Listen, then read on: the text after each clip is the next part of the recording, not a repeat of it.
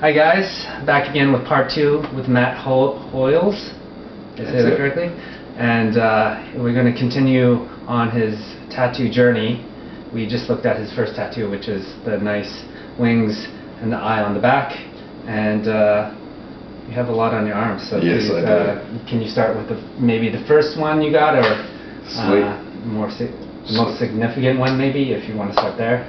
Sure. So I got a lot of eyes. This was definitely the parents crying moment when I got my first visible tattoo. So this one is Ruberos. It's a Greek symbol of it. So it's kind of a deity that was said to be the creation of the universe, and it's like an eternal being. It's kind of a representation of of everlasting life. And so for me, like I said before, the eyes are the window to the soul. So it's kind of, there's a representation of the soul and how it's everlasting. And normally it's pictured biting the end of its own tail like a lute, but I kind of wanted it biting away from the end. So it's like there's something after life. There's something more after we go. Okay. So back to the biting.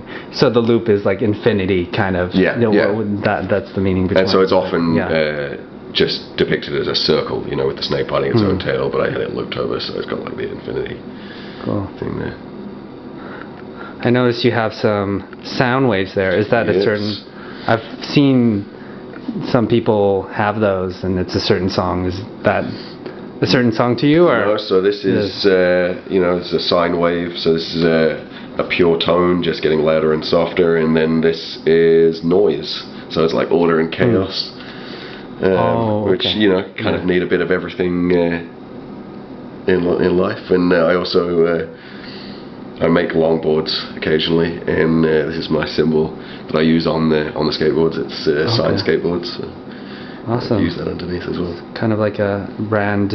A little bit. I had the tattoo first, and I just thought it would look cool as a design on the bottom, so it runs along the bottom of the skateboard on the string of it. Cool connection there.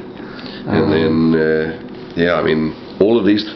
We did this one kind of crazily, where I don't know, a lot of stuff came from dreams. I just had this weird dream about, like that scene in the Labyrinth where she's like falling and there's all these hands coming out. Yeah, it's kind of like that, just all these hands, and then it mutated into kind of having hands holding things or doing things that were important to me. We actually outlined this one, so I had the outlines of the entire thing. Apart from this, obviously this was done separately, but then had the outlines of the entire thing done, and then just spent the next while. I was going in like every 2 weeks and just shading it up, and so there's a lot of shading, like right on the elbow there. That was a good one. I heard that's one of the most painful. Or one is it? It wasn't painful. It's just weird. Because it's right on the tip of the bone there. It's almost like you can hear it inside your head, like it's vibrating through your whole arm. The whole funny bone, kind of. Yeah. But it wasn't painful. Okay. Just weird. Yeah. Okay. And so I've got like guitar here. Yeah, because I'm a musician. It's kind of as a reminder to never give up on it. Keep working.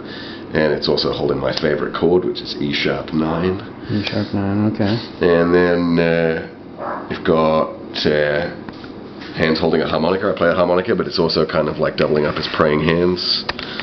Okay. Yeah, kind of a dual meaning there. Okay. Then around here, this is something called the Romani chakra. My ancestry is from like Roma gypsies, so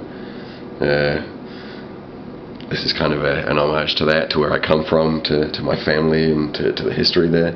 And because there aren't many records, we don't know that much about it, but it's that's kind of where our family history stops. So that's kind of going into that. And then I think this is probably the most obvious metaphor ever, wearing my heart on my sleeve. Normally with an anatomical drawing of the heart, it's done from a different angle, but I chose one from the side because I really liked the way it looked, and it's something a little bit different, kind of around here. And then is there anything on the back? On the top, I got a piano. So I studied composition at university. Piano is really a tool for me to kind of bring out the music that I've got in my head. Guitar's my main instrument, but piano is just an invaluable tool at kind of instant expression. It's got a different kind of thing about it. And then this one there is actually composing. So. And most of these were done from photos. Like I set up some photos, and then Leisha drew them out. Yeah, there's the treble clef, right? Yep. Over there? Yeah. I can't really zoom on that, but yeah. So this is your left arm is more. It seems like your music or dedicated to your craft. Which and is, all just nice, like I said, to kind of keep pushing me forward, make sure I never step back, never give up. Yeah. Is this all done by Alicia also? That's Leisha. Leisha, sorry. Liesje, not the most common spelling. Yeah, that's. So all of these were done by her, like both the sleeves, the one on the back, one of the ones on my leg, one of the ones on my side. Okay. So going on with that, your right arm, also done by Leisha. Yes. Yeah. So, kind of obsessed with kind of the meaning of ravens and snakes, which you'll come to later, I suppose. In mythology, like they're always kind of revered, but also feared, like tricksters, like carriers of the soul, or representation of intelligence or curiosity. Yeah. So I feel really drawn to them, and also their ability to vocalize, to make crazy sounds. There's something innately kind of human about that side of their sound. So I've got this raven here, and like I said, the ravens are often represented as carriers of the soul. Is what thing? Its claws on some. Is that? So that's what a is pot that? of ink, right? Yeah. The ink dripping down here, which kind of links into this one. It's designed to kind of tie into the other piece of the tattoo. Okay. But also a little bit of a nod to the raven as in Edgar Allan Poe. Like I said, they're represented often as carriers of the soul, and these are arum lilies or calla lilies, which are often like a funeral flower. So it's kind of a reminder for me to not be afraid of dying and just live my life. You always sound like a douche describing your tattoos, but anyway. No. Yeah, to not be afraid and to live regardless. And it's just all kind of same things underneath there.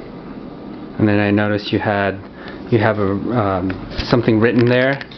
Yeah, so I got it done up to this point first, and then this is actually a memorial tattoo for my grandparents. Grew up and they're always telling, my granddad was an amazing storyteller. He spent my whole childhood making up these stories and illustrating them, and really inspired my imagination and kind of the magic of life, and it's just a really huge influence on me. Also, I'm a massive Harry Potter nerd, so this was kind of like that magic, that story that they really kind of got started with me. And this is actually a quote from the first book, Dumbledore, that says, "To the well-organized mind, death is but the next great adventure." So kind of along the same theme as that. It's all just to be living and to remember them by, and the magic that they brought into my life. And Nice. actually, this was the first tattoo on this arm. I got just the quill. The power of writing, the power of being able to create and make music and poetry, lyrics, is invaluable. So that was the first thing that kind of linked into it. Yeah, I noticed you had the Harry Definitely Potter. has, yeah. Yeah. Yep. I'm a totally proud Harry Potter nerd. Harry Potter is an amazing series. It's pretty awesome. I've read the books like maybe quite a few times, but